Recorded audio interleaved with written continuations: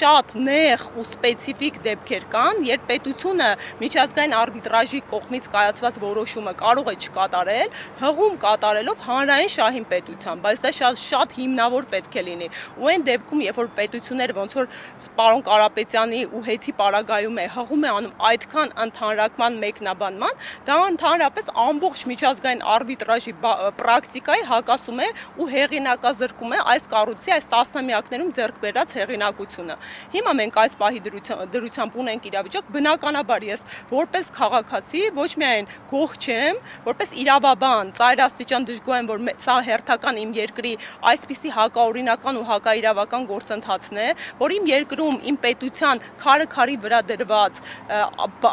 մեծ ջանքերի արդյունքում ձեռք բերված հեղինակությունը միջազգային կառույցների եւ գործընկերների առջեւ այսքան հեղինակազրկում է, որ բացառապես քաղաքական թիրախավորման հետևանքով իմ երկիրը կորցնում է գրավչականությունը դրսից նոր ներդրողների համար, որովհետև բնականաբար, երբ քո Հայաստանում իրենց ազգային մեծանուն գործարար Սամվել Կարապետյանին այդ մասշտաբի մարդում ամբողջ նաև այդ թվում իր դեմքով մեզ ճանաչում են մի շարք երկրներում, ապօրինաբար կալանավորում են, պատկերացնում եք ինչ որ գործարար, ով որոնողական աշխատանք է կատարում ու նպատակ ունի գալու է եւ մեր երկրում ներդրում կատարելու ոնց է վերաբերելու Հայաստանի Հանրապետությանը։ Իմ երկրում այդքան կոպտորեն խախտում են սեփականության իրավունքը, որովհետև սահմանադրությունը հստակ ունի սեփական, այո, կարող են սեփականատիրոջ սեփականության իրավունքը սահմանափակվել, բայց սահմանադրությունը հստակ դրա հիմքերը, ձևերը, ընթացակարգերը սահմանած ունի։ Եվ այս ամենը ինչ տեղի ունեցավ Հեծի հետ, որևէ կերպ այդ տրամաբանության, իրավական տրամաբանության մեջ չէր տեղավորվում։ Եվ ի վերջո, որպես քաղաքացի էլ արդեն ի նկատի ունենալով վերջին 7 տարիների ընթացքում ողջ process-ը, թե ինչեր են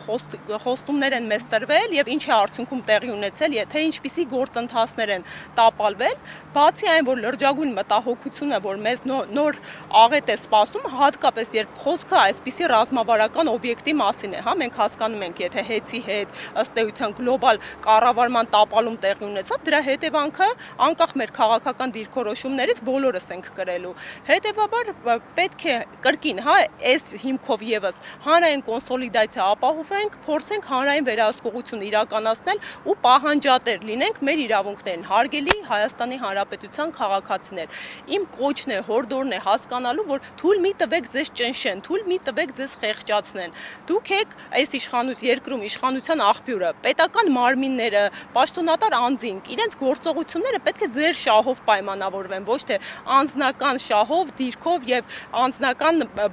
բարեվոք կյանքի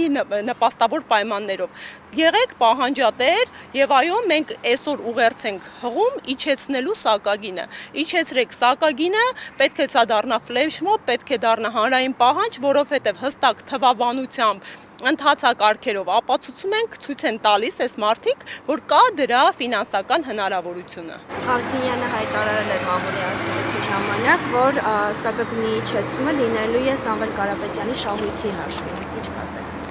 Ես կարծում եմ չմեկնաբանեմ, պարոն Ղազնյանը շատ մանրամասն այդ թվաբանությամբ ներկայացրեց ու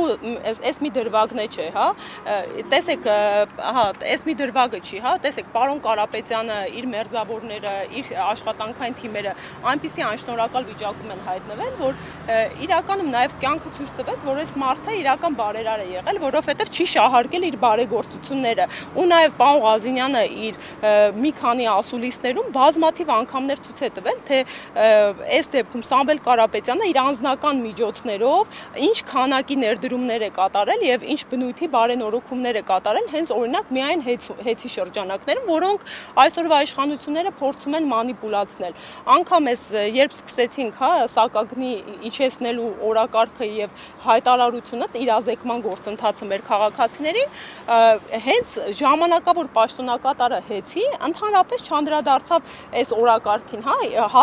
ու մեզ ուղերձ էր, որ իրանք չունեն նպատակ իջեցնելու սակագինը հիմա, իրենք հավանաբար, ինչպես մեր գործընկերուհին ներկայացրեց, հավանաբար կա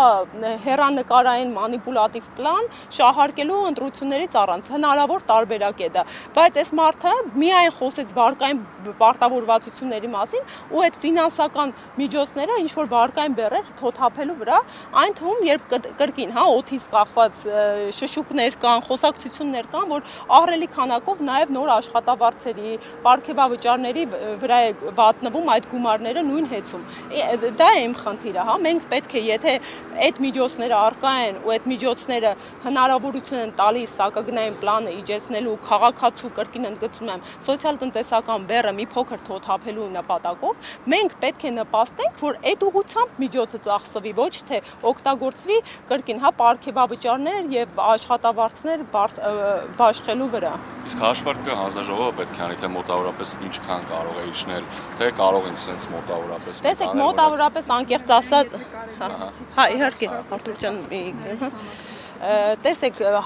ես կրկին խուսափում եմ, հա, թվերից խոսել, որովհետև պարոն Ղազարյանը շատ մանրամասն բանաձևերով ներկայացրեց, բայց այս պահի դրությամբ ինձ հասանելի տեղեկատվությամբ, որը մի քանի տնտեսագետների ուսումնասիրություններից բխում է, սա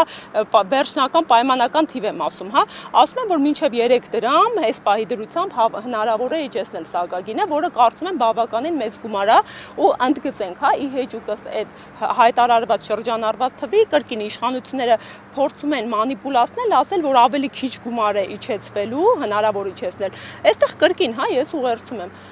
շատ լավ վերացարկվենք թվերից, իջեցրեք, թեկուզ դրանից մի փոքր ավելի քիչ գումարով։ Այսինքն կա հստակ հաշվարկ, որ այո, 3 դրամի չափով հնարավոր է իջեցնել, թող իշխանությունը հակադարձեր նորմալ տնտեսագիտական հաշվարկով ու իջեցնել, ոչ թե ասել, չէ, գիտեք, կարող ենք իջեցնել ավելի քիչ, բա օքեյ, բա ինչի՞ այդ ավելի քիչը չեք իջեցրել։ Այստեղ այս հարցադրումն է ռետորական մնում օդում կախված։